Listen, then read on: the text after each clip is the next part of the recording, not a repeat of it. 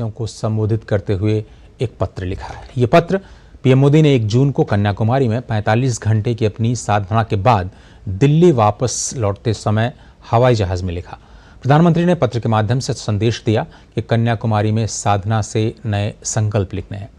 उन्होंने पत्र में लिखा कि लोकतंत्र की जननी में लोकतंत्र के सबसे बड़े महापर्व का एक पड़ाव 1 जून को पूरा हो गया है। 24 के इस चुनाव में कितने ही सुखद संयोग बने। प्रधानमंत्री ने लिखा कि अमृतकाल के इस प्रथम लोकसभा चुनाव में मैंने प्रचार अभियान 1857 के प्रथम स्वतंत्रता संग्राम की प्रेरणा स्थली मेरठ से शुरू किया। मां भारती की परिक्रमा करते हुए इस चुनाव की मेरी आखिरी सभा पंजाब के होशियारपुर में हुई। प्रधानमंत्री ने अपने पत्र में कोरोना काल का भी जिक्र किया। उन्होंने लिखा कि जब गरीब और विकासशील देशों को लेकर के आशंकाएं व्यक्त की जा रही थीं, लेकिन भारत के सफल प्रयासों से तमाम देशों को हौसला भी मिला और सहयोग भी। पत्र में पीएम ने देश के गवर्नेंस मॉडल का भी जिक्र किया। पीएम ने लिखा, आज भारत का गवर्नेंस मॉडल दुनिया भर के कई देशों के लिए मिसाल बन गया है। सिर्फ 10 सालों में 25 करोड़ लोगों को गरीबी से ऊपर उठाना अभूतपूर्व है। पीएम ने लिखा कि भारत का डिजिटल इंडिया अभियान आज पूरे विश्व के लिए एक उदाहरण है और हम कैसे टेक्नोलॉजी का इस्तेमाल गरीबों को सशक्त करने और पारदर्शिता लाने में, उनके अधिकार दिलाने में कर सकते हैं।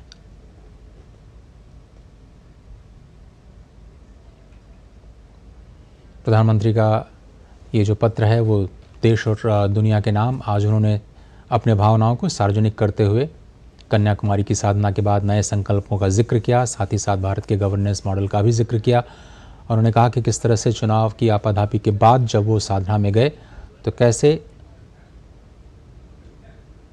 वो अपने आप को इदम न मम यानी ये मेरा नहीं है, इस उक्ति को चरितार्थ करते हुए साधना में लीन हुए। उन्होंने कहा कि देश में टेक्नोलॉजी का इस्तेमाल गरीबों को सशक्त बना रहा है और टेक्नोलॉजी से पारदर्शिता और गरीबों को अधिकार मिल रहे हैं। ये पूरी दुनिया के लिए एक नया मॉडल बन करके उभरा है। साथ ही साथ उन्होंने जिक्र किया G20 का और G20 में भारत की अध्यक्षता का। उन्होंने कहा कि भारत ग्लोबल साउथ की नई आवाज़ बन करके उभर रहा है और अफ्रीकन यूनियन को भारत की ही वजह से G20 के दायरे में लाने में सफलता हासिल हुई है। और अब बात करते हैं लोकसभा चुनाव के नतीजों की।